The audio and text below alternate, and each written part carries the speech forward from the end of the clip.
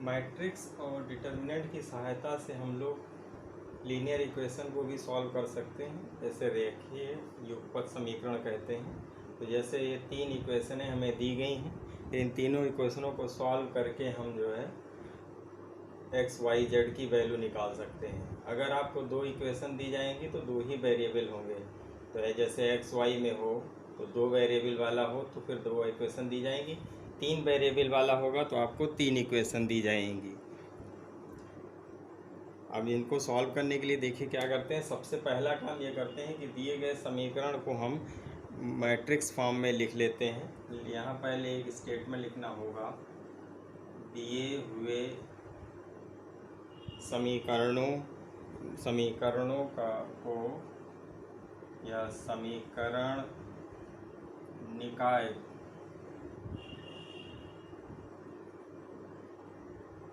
को आव्यूह रूप में लिखने पर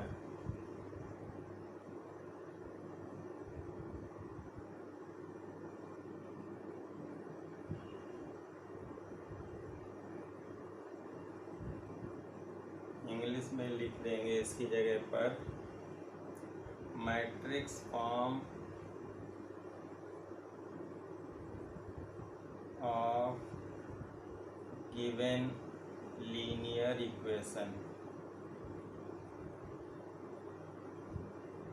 तो दिए गए समीकरणों को जब हम मैट्रिक्स फॉर्म में लिखते हैं तो देखिए इसे इस प्रकार से लिखा जाता है।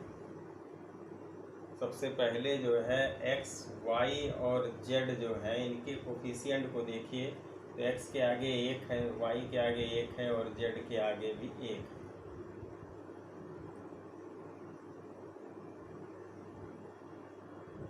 फिर दूसरे वाले में देखें, इसके आगे 2 है, इसके आगे -1 है और यहाँ 2 है। फिर दूसरे वाले थर्ड वाले में 1 है, -2 है, -1 है। फिर इसके साथ यहाँ पर x, y और z, और फिर ये वैल्यू हम लिख देते हैं जो राइट साइड में इक्वेशनों पे लिखा हुआ है, वो हो जाएगा 4, 5, -3।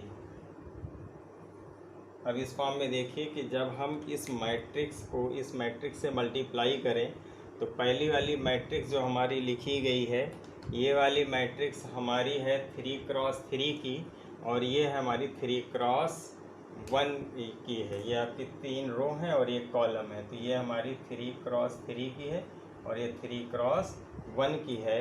तो ये होता है पहली वाली मैट्रिक्स का दूसरी वाली मैट्रिक्स के रो के साथ इक्वलिटी होनी चाहिए, यानी पहली मैट्रिक्स का कॉलम और दूसरी वाली मैट्रिक्स का रो अगर एक जैसा है तो वो मल्टीप्लाई हो सकता है। उसके बाद जो रिजल्टेंट बचेगा वो हमारा 3x1 का बचेगा, यानी एक्स वाई जेड के जैसा बचने वाला होता है। तो ये मल्टीप्लाई हो जाएगा और राइट साइड में भी देखिए 3x1 का लिखा हुआ है। फिर दो मैट्रिक्स जब इक्वल में होती हैं तो उनको हम कंपेयर कर सकते हैं। तो इस वजह से जो है इसको इस तरह से आप लिख सकते हैं। दूसरी चीज़ ये है कि इसको हम मैट्रिक्स ए मान लिए, इसको मान लिया x, और ये हमारा इक्वल में राइट साइड वाली b है। अब अगर हम x को निकालना चाहें तो हम इसे लिख सकते हैं a राइट साइड में जाएगा, तो ये हो जाएगा a इनवर्स b।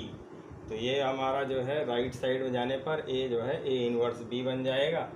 तो फिर हम इसका पहले इस मैट्रिक्स का इन्वर्स निकालेंगे, फिर राइट साइड वाले से मल्टीप्लाई कर देंगे, फिर दोनों साइड हम कंपेयर कर लेंगे, जिससे हमें जो है जो एक्स वाई जेड है उनकी वैल्यूएं प्राप्त हो जाएंगी। मैट्रिक्स का इन्वर्स निकालने के लिए सबसे पहले हम उसका डिटर्मिनेंट निकालते हैं, जिससे ये पता चल सके कि हमारी दी गई मैट्रिक्स व्युत्क्रमणीय है अथवा नहीं है।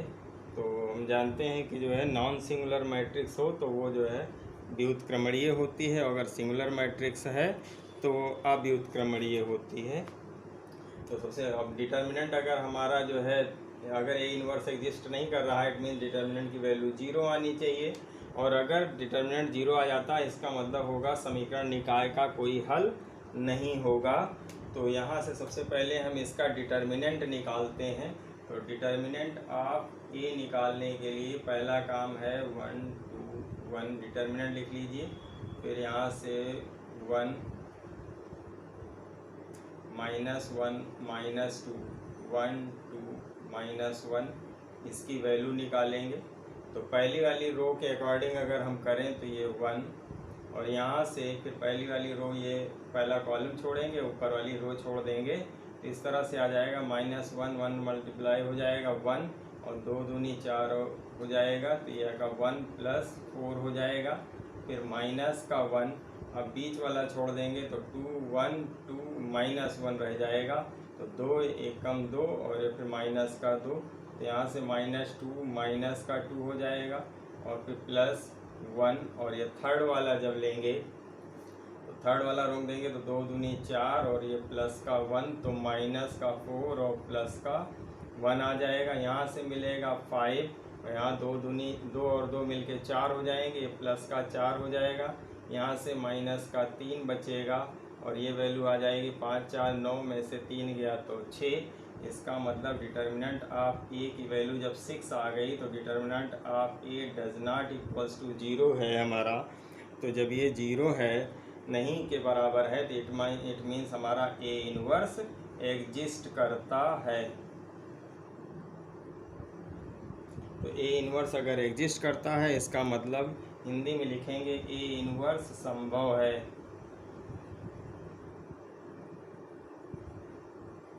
या यहाँ लिख दीजिए कि दिए गई मैट्रिक्स जो है हमारी वो नॉन सिंगुलर है या व्युत्क्रमणीय है। अब इतना करने के बाद फिर अगला स्टेप हमारा क्या होता है कि दी गई मैट्रिक्स के फिर कोफैक्टर्स निकालते हैं।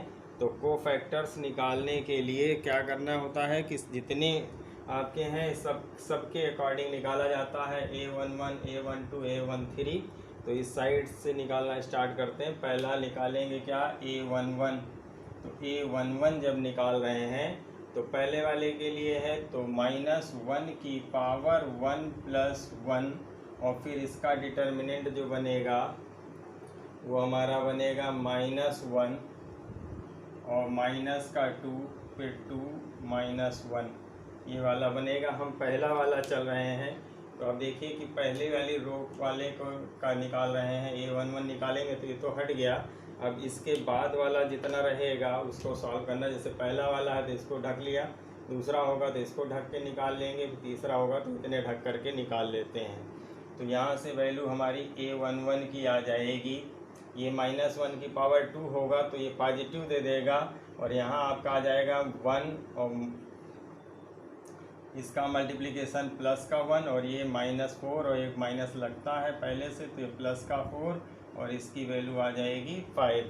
फिर अगला निकालेंगे A12 निकालेंगे तो आ जाएगा -1 की पावर 1 + 2। अब बीच वाले को ढक लें अगर तो 2 1 और 2 -1, ये मिलेगा 2 1 2 -1, ये वैल्यू बाहर माइनस, और यहाँ 2 और -1 माइनस का 2 फिर माइनस का 2 और ये वैल्यू आ जाएगी प्लस का 4। फिर अगला निकालेंगे A13 निकालना है तो -1 की पावर हमारे पास आ जाएगी 1 + 3, और थर्ड वाला हम यहाँ से रोके तो ये आ जाएगा 2 1 -1 -2, तो ये आ जाएगा 2 1 -1 और ये माइनस का 2, और ये वैल्यू हमारी पावर में 4 बन रही तो पॉजिटिव हो गया। इसको मल्टीप्लाई करेंगे तो -4 + 1 और रिजल्ट हो जाएगा -3। फिर अगला निकालेंगे। अब A1 वाले हो गए, अब A21 वाला निकालेंगे। तो A21 यानी अब सेकंड वाले पे चले जाएं, तो अब इस बार हमारी कौन से कॉलम कट जाएंगे, ये वाला कट जाएगा। इस वाली रो के अकॉर्डिंग हम कर रहे हैं। अब इसके अकॉर्डिंग अगर हम करेंगे तो A21 जब निकाल रहे हैं, इट मीन्स फर्स्ट वाला अगर हम ऐसे रोक लेते हैं तो ये वाला आ जाएगा हमारा -1 की पावर 2 + 1, और यहाँ से हमें मिलेगा 1 -2 और 1 -1, और ये वैल्यू आ जाएगी बाहर हमें मिलेगा माइनस, और ब्रैकेट की में मिलेगा, यहाँ से मल्टीप्लाई करें तो -1, इसको मल्टीप्लाई करें तो +2, और आंसर मिल जाएगा -1। फिर अगला निकालेंगे A22। तो जब A22 निकालेंगे तो हम बीच वाला ढक लें, तो यहाँ से हमें मिलेगा, पहली बात तो -1 की पावर 2 + 2 हो जाएगा, और डिटर्मिनेंट जो मिलेगा हमारा 2 × 2 वाला वो हो जाएगा हमारा 1 मिलेगा, और इधर से मिलेगा 1 -1। इसको करें तो ये बाहर पॉजिटिव देगा, और यहाँ हो जाएगा हमारे पास -1 और -1 आ जाएगा -2 आ जाएगा। अब A22 निकालने के बाद हम निकालेंगे A23। सारी वैल्यू इस साइड लिख दिया है। डिटर्मिनेंट ऑफ A की वैल्यू 6 आई थी। तो अब निकालना होगा A22 के बाद अब ज्ञात करना होगा हमें A23। तो A23 यहाँ लिख ले रहे हैं। A23 हमें निकालना है, तो A23 हो जाएगा -1 की पावर 2 + 3, और डिटर्मिनेंट इसका आएगा A23 निकालना है, थर्ड वाला रोक देंगे, यहाँ आ जाएगा 1 1 1 -2, और ये वैल्यू माइनस की रहेगी। ब्रैकेट में इसको मल्टीप्लाई करेंगे तो -2 -1 और रिजल्ट ये आ जाएगा +3। फिर निकालना होगा A31। जब A31 निकालना है तो अब हमारे पास थर्ड वाली रो के अकॉर्डिंग वर्क करना है, तो ये हटा दीजिए, और यहाँ पर इसको राउंडेड करे दे रहे हैं। अब इसके अकॉर्डिंग चलेगा, तो जब थर्ड के अकॉर्डिंग चलेगा तो हमारे पास पहला वाला जो है, इसको अगर रोकें तो यहाँ से वैल्यू मिलेगी -1 की पावर, पहली बात तो 3 और 1 मिलेगा। फिर यहाँ से मिलेगा हमारे पास 1 -1 1 और 2, और ये वैल्यू हमारी आ जाएगी 2 और +1, तो ये वैल्यू आ जाएगी हमारे पास 3। इसको मल्टीप्लाई करें, 2 1 कम 2, इधर से 1 तो बाहर माइनस होता है। फिर इसके बाद अगला निकालेंगे A32, तो -1 की पावर 3 + 2, और उसके बाद फिर सेकंड वाले बीच वाले को ढके तो वैल्यू हमें मिलेगी 1 2 मिलेगा, और फिर यहाँ भी 1 और 2 मिलेगा, बाहर माइनस रहेगा। यहाँ ब्रैकेट में हमारे पास 2 1 कम 2, माइनस का 2 1 कम 2 2 माइनस का 2, और ये वैल्यू हमारे पास 0 आ जाएगी। उसके बाद थर्ड वाला निकालेंगे A33 होगा -1 की पावर 3 + 3, और फिर यहाँ डिटर्मिनेंट जो हमारे पास होगा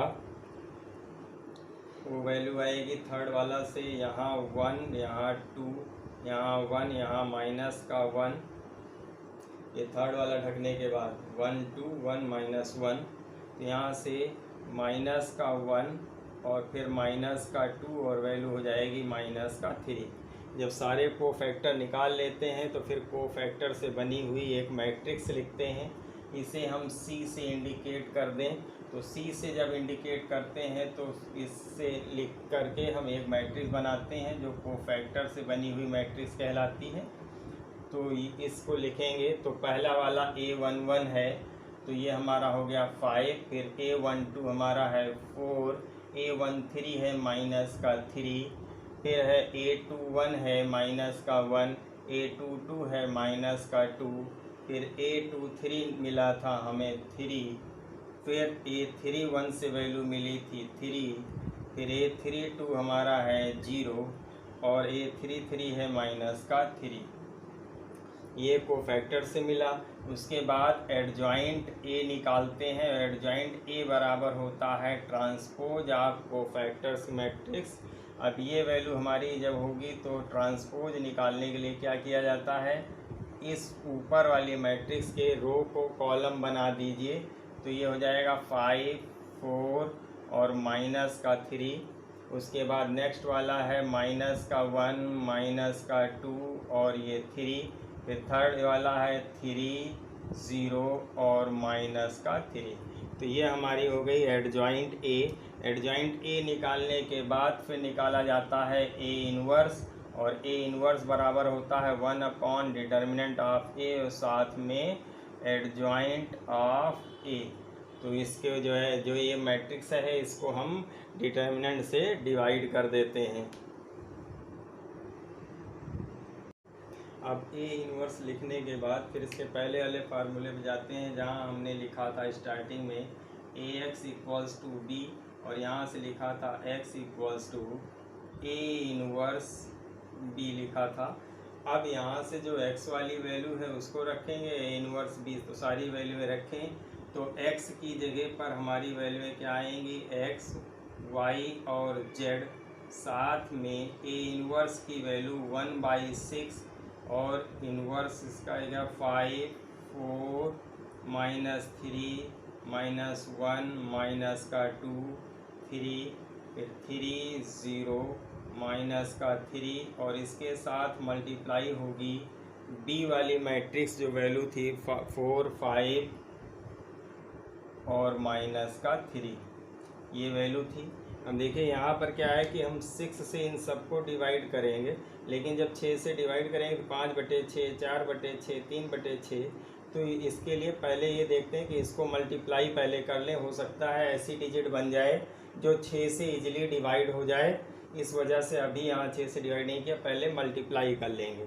और मल्टीप्लाई करने के लिए क्या करना है कि ध्यान से करिएगा, यहाँ पर मल्टीप्लाई आप जानते हैं रो बाई कॉलम होता है, तो रो और कॉलम का मल्टीप्लिकेशन होता है। तो पहली रो, और इसमें सिंगल एक कॉलम है, तो पूरी रो का इस कॉलम के साथ, फिर इस रो का इस कॉलम के साथ, इस रो का इस कॉलम के साथ। दूसरा कॉलम होता तो दूसरे कॉलम पे जाता, पर वो ऐसा है नहीं।